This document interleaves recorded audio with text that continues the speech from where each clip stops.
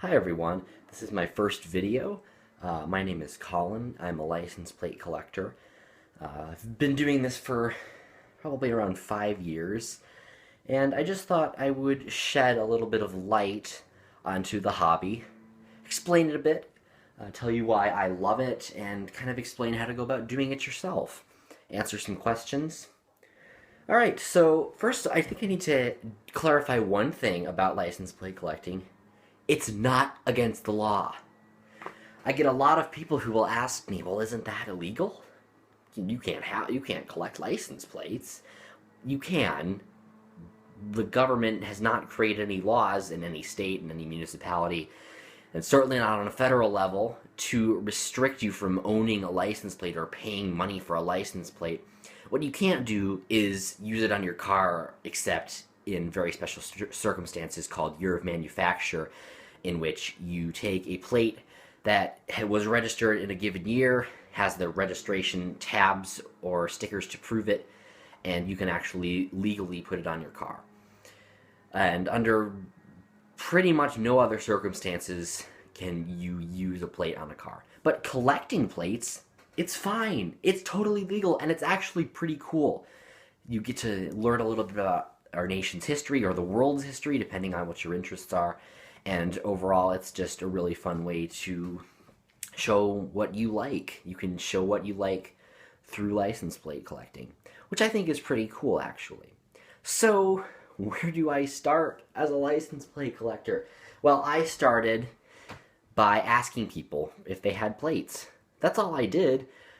Years and years and years ago, long before I ever started collecting, my grandparents gave me a few of them, maybe like 8 plates that they had in their basement and their garage. So I got a couple of blue, white on blue Michigan plates, a pair of mint condition bicentennials, which at the time I thought were really something special. They still are. I love them. They were some of my first, but they're everywhere. And a couple other miscellaneous ones. And I didn't really do anything with them. They sat in my closet for tremendously long amount of time. I got a couple of others from family, from my old violin teacher. She had a Swedish temporary plate off of her Volvo. And so I just kept them in my closet. And eventually I met up with a friend who apparently was collecting them. Not seriously, she had maybe 18 or 20 in her collection. And I thought, that would actually be pretty cool because I've got all these in my closet. So what do? I get them out and I start asking other people. And seriously, within a month, I've got probably 30 plates. I got a couple from some teachers at my school, some students at my school. The receptionist at my school gave me a Japanese plate. I asked my aunt in Michigan when I went back for Christmas time, and I got a whole box of plates from the 60s and 70s, and even a 1964 Belgian temporary tag. I had to do a little bit of research on that one. So all in all, it's not that hard to get them from people. And if you're willing to pay a little money, it's even easier. You can buy them at antique stores, flea markets, yard sales, estate sales. But you have to know how to ask, where to look. It's a lot of stuff you have to kind of learn over time, but I'll do my best to clarify as much of that as I can for you today. So, what do you do after you've asked your friends for plates? Well, what I did was I decided what I wanted to do next. I decided, like most collectors, that I wanted to try to collect all 50 states. Duh. Now, by this point, I probably had about 20 of them, maybe half. So I began going on eBay, and I bought New Jersey, I bought Australia, I bought South Dakota. And I was paying probably more than I should have for these plates, but, it was fun at the time to try to collect all 50 states. And almost 2 years after I started collecting, now this was when I was probably 14 or 15 years old, almost 2 years after I started collecting, I finally got my last state, West Virginia, which is ironic because I live like 3 states over from West Virginia. So, who knows how that went down. So get all 50 states, don't spend outrageous amounts of money, try to collect the newer ones if you can. They're often worth a little bit less than some older ones, with the exception of perhaps the New England states, in which the older ones are usually worth a little less as a whole than the newer ones are, whereas in the South, the newer ones are worth significantly less than the older ones. So after you get all 50 states, what do you do then? Well, honestly, at that point, I just started buying basically anything that was cheap or anything that happened to pique my interest. Don't do that. You'll spend a lot of money, you'll accumulate things you don't need, and eventually it's just going to take up too much space. They're flat pieces of metal, but you get enough of them, you have to store them somehow. It's too much stuff. So specialize. I began to specialize. I mean, my specialization came probably only 3 years after I started collecting. Thank God. But I eventually decided that I liked rare things, but I didn't want to spend a lot of money to get them. So what did I decide to do? Now, if you can't see this and you're watching this on a mobile device, hold this up in front of a mirror. XY0622, it's a 1967 Michigan passenger license plate. So what's special about this? XY represents Oscoda County, which is perhaps the rarest in the entire state of Michigan. It's certainly one of the lowest populated. Now, this is not a very nice Michigan license plate. It has rust, significant bolt marks, and even some under-the-surface rust. The paint's not in the best shape. But I paid $12.95 for that on eBay. And I knew that this was going to be something that would help me. This was one of the first rare counties I ever got, and coincidentally the last one I've seen of this. It's like the first and last one I've seen of this county since I started this particular set. And I knew this would be helpful because I knew it was rare. And I've been doing this for probably a year and a half now. Now, I don't have unlimited funds or time or effort to give. But what I do have are, I believe, 37 or 38 of the Michigan counties. And I'm only buying the rare ones right now. But this is an example of how you can specialize your collecting interests to target something you like. I like Michigan. I'm from there originally. I like their plates. They're very colorful. And I like things that are rare. And a couple of friends I had at the time were collecting by county. I had a friend who was doing Florida, and a friend who was doing Nebraska, and a friend who was doing kind of all of the northwestern states, Washington, Colorado, Montana, etc. So that's just a really great example of how you can show what you like. And you can collect truck plates, you can collect law enforcement plates, so that's going to run into quite a bit of money. There are so many different types of plates you can collect. If you support autism awareness, a lot of states are coming out with autism awareness plates nowadays. If you like, I don't know, Choose Life plates, that's another great one that's starting to come along. Shelter pet plates.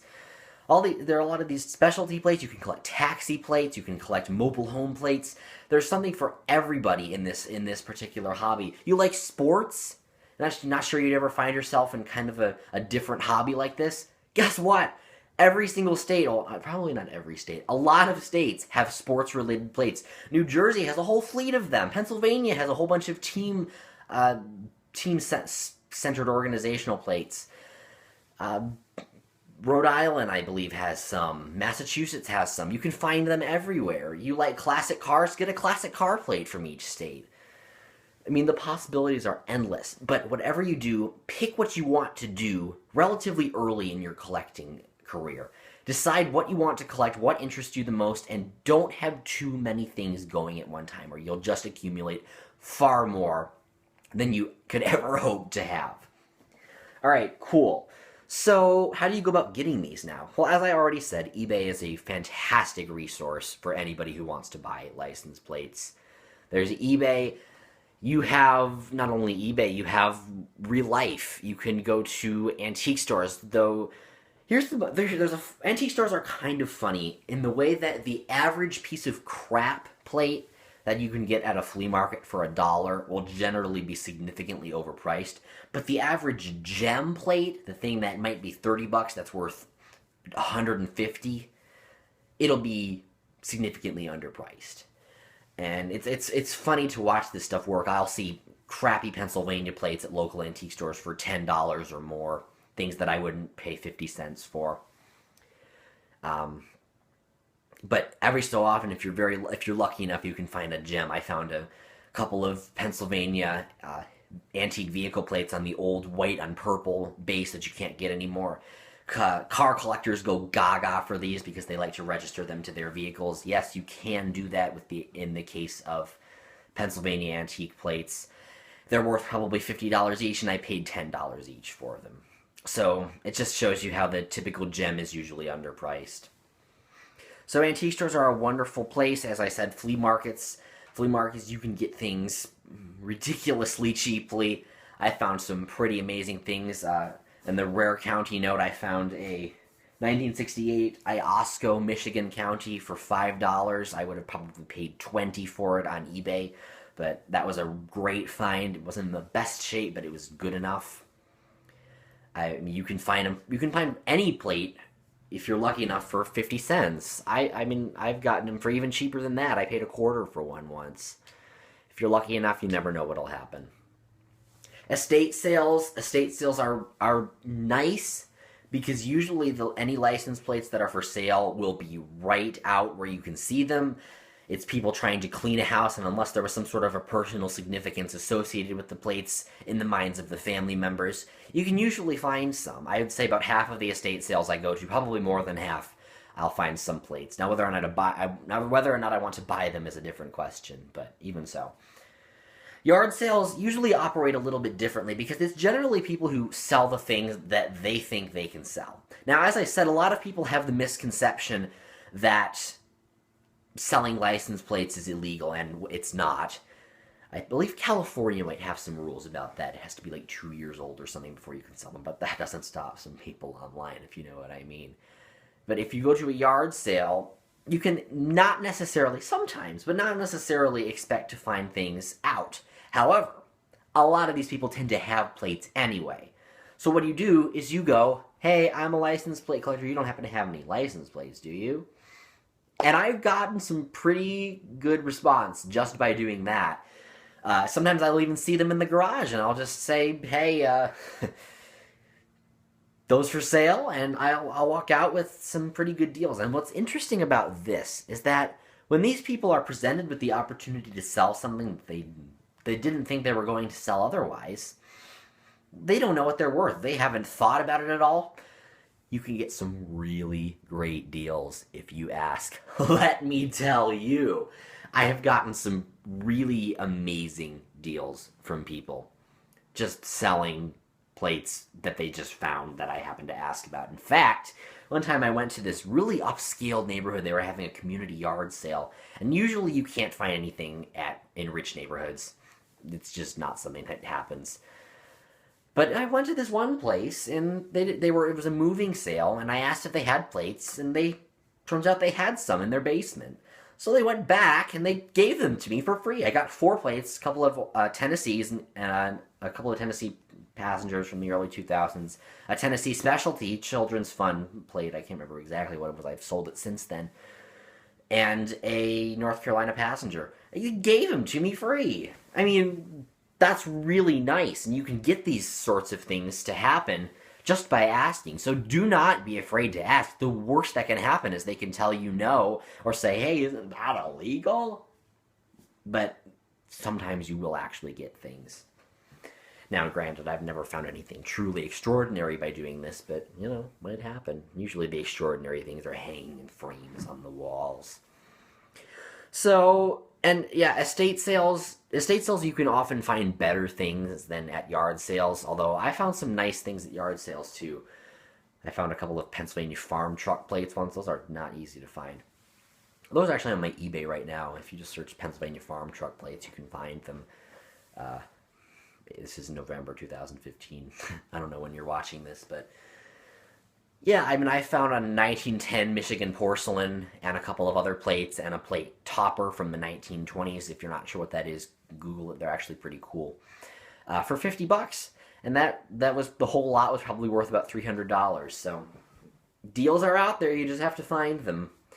So anyway, I hope this has given you a nice introduction into what license plate collecting is. I hope you have found this interesting, and I hope you decide to collect license plates. Thanks for watching, and hopefully I'll have something else, maybe a little bit of my collection for you. Take care, everybody. Bye.